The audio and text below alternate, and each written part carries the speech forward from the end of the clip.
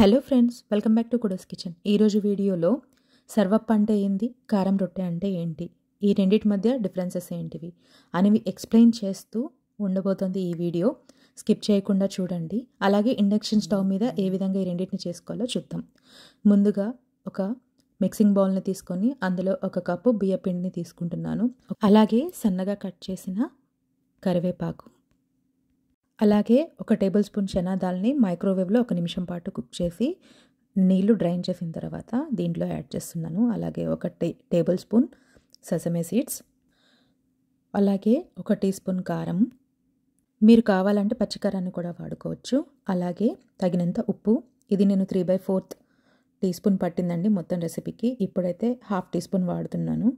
అలాగే వీటన్నిటిని మిక్స్ చేయండి ఒకసారి. అలాగే కావాలంటే మీరు 1/2 టీ స్పూన్ అల్లం వెల్లుల్లి పేస్ట్ కూడా వేసుకోవచ్చు. నేనైతే దాన్ని స్కిప్ చేస్తున్నాను. అలాగే 1 టేబుల్ స్పూన్ ఆయిల్. దీనివల్ల తొందరగా రొట్టె అనేది కాలుతుంది. చక్కగా ఈ ఆయిల్ని ఇందులో కలిసేలాగా మిక్స్ చేసుకుందాము. ఇప్పుడైతే ల్యూక్వామ్ వాటర్ని కొద్దిగా యాడ్ చేస్తూ కలుపుతున్నాను. నాకు ఈ మొత్తం క్వాంటిటీకి 3/4 కప్ ఆఫ్ ల్యూక్వామ్ వాటర్ పట్టాయి. ఈ స్టేజ్లో టేస్ట్ చూడండి. ఉప్పు కారం ఏం కావాలన్నా కానీ ఇప్పుడు అడ్జస్ట్ చేసుకోవచ్చు. ఒకసారి కంప్లీట్గా కలిపిన తర్వాత అయితే మీరు అడ్జస్ట్ చేసుకోవడానికి కుదరదు. అంతకుముందు 1/2 టీ స్పూన్ వేసాను కదా, ఇప్పుడు ఇంకొద్దిగా ఉప్పు పట్టింది. సో వేసేసుకొని మళ్ళీ ఇప్పుడు కంప్లీట్గా డవ్ లాగా కలుపుకుందాము.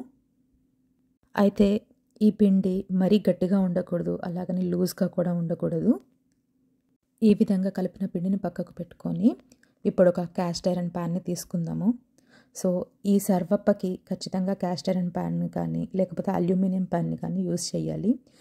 ఇప్పుడు నేను ఇండక్షన్ స్టవ్ మీద చేస్తున్నాను కాబట్టి నా దగ్గర ఈ క్యాస్ట్ ఐరన్ ప్యాన్ ఉంది, దాన్ని యూస్ చేస్తున్నాను.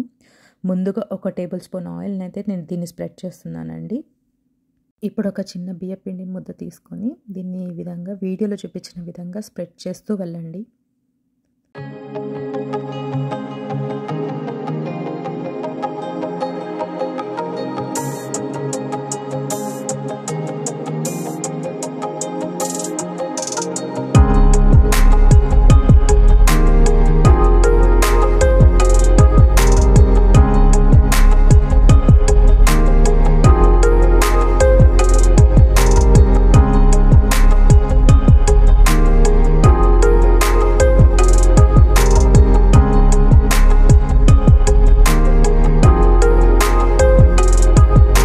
ఇండక్షన్ స్టవ్ మీద ఒక సర్కిల్ మార్కింగ్ ఉంది కదండి. సో టెంపరేచర్ అక్కడి వరకు మాత్రమే స్ప్రెడ్ అవుతుంది. మీరు తీసుకునే ప్యాన్ సైజు ఆ సర్కిల్ కంటే ఎక్కువ ఉండకూడదు. చూసారు కదా, ఒక 2 నిమిషాల తర్వాత నూనె ఏ విధంగా కాగుతుందో దీని మీదది. దీన్ని మరొక నిమిషం పాటు ఉడికిద్దాము. టెంపరేచర్ వచ్చేసి మీడియం టు హై ఫ్లేమ్లోనే ఉండాలి. ఇప్పుడు ఎడ్జెస్ని చూస్తే మీకు అర్థమైపోతుంది కదా కుక్ అయిపోయిందని. ఇప్పుడు దీన్ని ఫ్లిప్ చేద్దాము.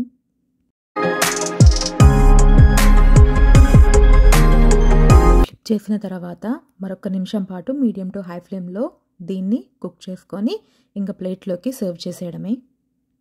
దీన్ని గట్టి మీగడ పెరుగుతో అలాగే మామిడికాయ పచ్చడితో సర్వ్ చేస్తారండి. ఇప్పుడు కారం రొట్టెని ఏ విధంగా చేయాలో చూద్దాము. ఇప్పుడు ఒక తడి కాటన్ ఫ్యాబ్రిక్ని తీసుకొని దీని మీద ఈ విధంగా చేత్తో అదుముతూ పిండిని స్ప్రెడ్ చేయాలి రౌండ్గా.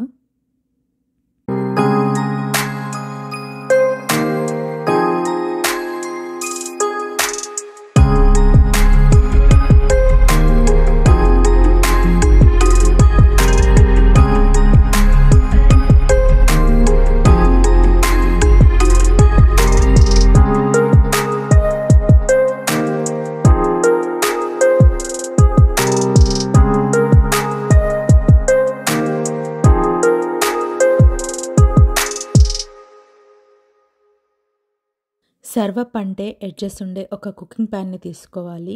కారం రొట్టెకై ఫ్లాట్ ప్యాన్ని తీసుకోవాలి. వీడియోలో చూపించిన విధంగా కారం రొట్టెని ఈ పెన్నం మీద వేసి కాటన్ ఫ్యాబ్రిక్ని స్లోగా రిమూవ్ చేయాలి. ఇప్పుడు 1 నిమిషం తర్వాత దీన్ని ఫ్లిప్ చేస్తున్నాను. అయితే ఈ కారం రొట్టెకి ఒక బ్రష్ని తీసుకొని ఆయిల్ని స్ప్రెడ్ చేయాలి. ఎక్కువగా ఆయిల్ వేయాల్సిన అవసరం ఉండదు. అలాగే ఈ రొట్టెని మీడియం టు హై ఫ్లేమ్లో కాల్చుకోవాలి. ఇంకొకటి మామూలు రొట్టె కంటే కూడా ఈ రొట్టె కొద్దిగా ఎక్కువ టైం పడుతుంది. రెండు వైపులా కూడా నూనెను అప్లై చేసుకుంటూ కాల్చుకోండి. రెండు వైపులా ఈ విధంగా చక్కని బ్రౌన్ స్పాట్స్ వచ్చిన తర్వాత దీన్ని కూడా సర్వ్ చేసేయడమే. అయితే దీన్ని పెరుగు, మామిడికాయ పచ్చడి లేకపోతే పప్పుతో సర్వ్ చేసుకోవాలి.